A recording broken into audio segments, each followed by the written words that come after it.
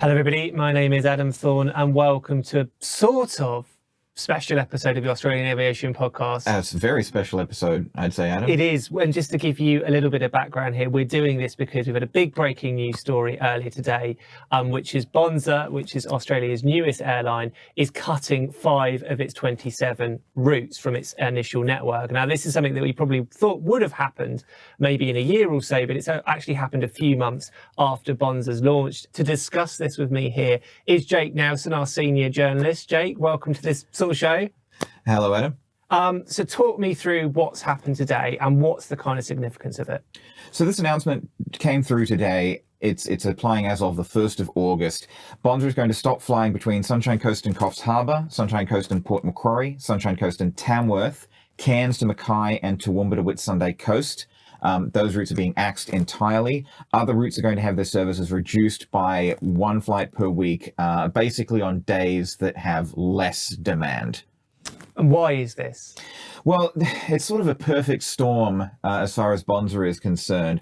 But the reason that they've given is that they want to make sure that they're improving their reliability and they're right-sizing their network for the number of planes that they have. Because currently Bonza has 4 planes. They're expecting a 5th one in the back end of the year.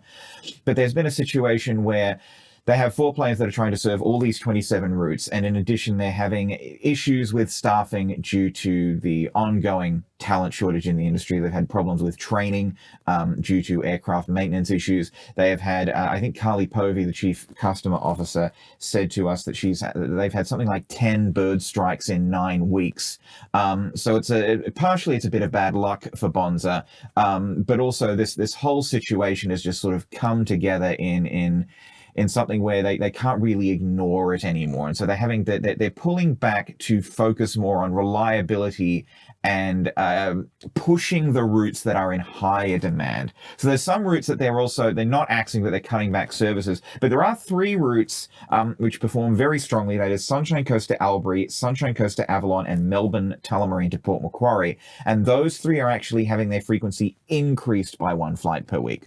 It's interesting for those who aren't aware, Bonza's kind of secret sauce or their gist is that they are flying what's known in the industry as point-to-point services. So that means you're flying almost from a holiday destination to another holiday destination and cutting out routes where it'd be 2 major capital cities. I mean, this is something that's been happening around the world for years and years and years, but it's never happened in Australia. And one of the reasons why is that there was a theory that Australia's population was too small and too dispersed to make something like this work. And a lot of people in the industry, including a lot of figures, including Jane Halicka at Virgin, Alan Joyce at Qantas, and John Sharp at Rex, have all come out and said, we don't think this is going to work. So today's news is kind of evidence that would you say that today's news is evidence that they're right, or is we too early to go there? Well, it is probably too early to say. I mean, Carly Povey did admit to us, and shout out to Carly, by the way. She's been very honest and forthcoming and candid on this. She spoke to us earlier this morning, sort of as we're going to air.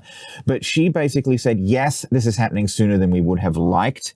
Notably, one of the routes that has been cut is Coffs Harbour to Sunshine Coast, which is one that John Sharp specifically called out as not going to work. But as Tim Jordan, the CEO of Bonza, said to us in a podcast earlier this year, it's too early to say that there is sort of vindication for Bonza or vindication for Bonza's detractors at this point, because, you know, Carly has said there's been a lot of great customer feedback and there are routes that they are expanding. They are looking to grow. They are looking to a 3rd base. This is not, you know, Bonza throwing in the towel. This is saying we are being realistic about what we can do right now. We are looking to expand in the future, but we're sort of consolidating on routes that we know for a fact are working well. And I would say Bonza and Carly Povey they've been really good in that usually when these things happen, you kind of get drowned in kind of PR shenanigans, as you would. Exactly. But they've been very, very open. They've been very honest. All of their communications and as well chatting to us, which was quite refreshing. What do you think's next for Bonza? It feels that they're now getting a better idea of which part of their plan is going to succeed, and they're also being quite quick at axing those that aren't. Yeah. So, I mean, I hate to use the phrase move fast and break things because that's very Silicon Valley tech bro of us. But I suppose the next thing for Bonza would be, I'd expect them to sort of hold on these 22 routes that they've got going until this fifth plane comes in at the end of the year. They have said that they're in talks, or, they're looking for a third base. They've sort of been kind of coy about where that might be. They've also, Carly told me this morning that they've been, having feedback from people in Western Australia who are downloading the app. So it is possible that we'll see Bonza trekking westward. But right now, I think it's, whether or not it was, certainly it was earlier than they were expecting that they were having to do it. But I think that sort of consolidating around these routes that they know are working is the right move to make. It's just a bit of a surprise that it's happened so soon. And kind of just finally, this is, what we've talked about, this is a kind of perfect mix of things. It's not necessarily one particular reason, but one of the underlying problems is this idea of a talent shortage in aviation. Yeah. And we had an underlying problem before COVID. And then what happened during COVID? You had people take early retirement. You had some people just leave the industry. It's difficult to attract new people to the industry when it's got a bit of a bad reputation.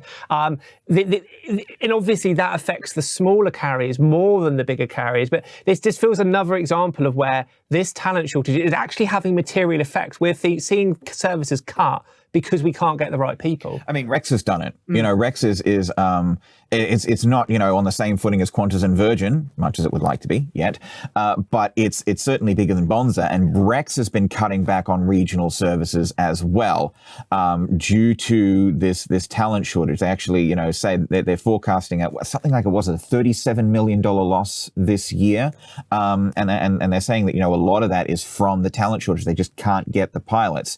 And something that we've touched on the podcast before as well is what Bonza has been saying about the talent shortage, and the reason that it's had this, we will say, comparatively low compared to other airlines, because they've cancelled something like 4% of their flights since they launched in January, and taking Jetstar as an example, Jetstar cancelled something like 8% of its flights in a month, so comparatively low compared to the rest of the industry.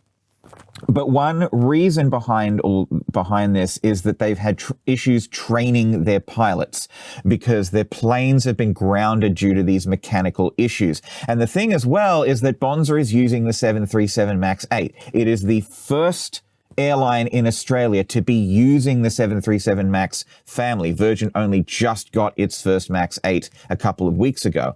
But, Bonza was really blazing the trail here, and the 737 MAX 8 is kind of a new aircraft for Australia, and you do need to specifically train pilots up on it. And if you don't have the planes to train your pilots, Exactly. One of the interesting things about aviation, and we spoke about this in the last podcast, is that everything's very much a symbiotic relationship. Everything relies on everything else. And of course, we may have a talent shortage here in Australia and getting the right people in, but we've also got supply chain issues solved by the talent shortage worldwide, which means that when things do go wrong, it takes a long time to get the extra parts. Like you say, you've got a new aircraft. How do you train those people up? Who does that? So it does feel like this is a perfect storm that's come for Bonza.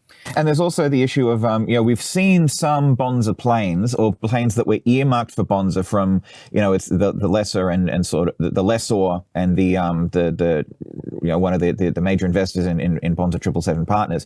We've seen some evidence of planes that supposedly were earmarked for Bonza going to other airlines. Like there was one plane flying around Eastern Europe in Bonza livery, and there were reports that that one or two planes that were supposed to go to Bonza.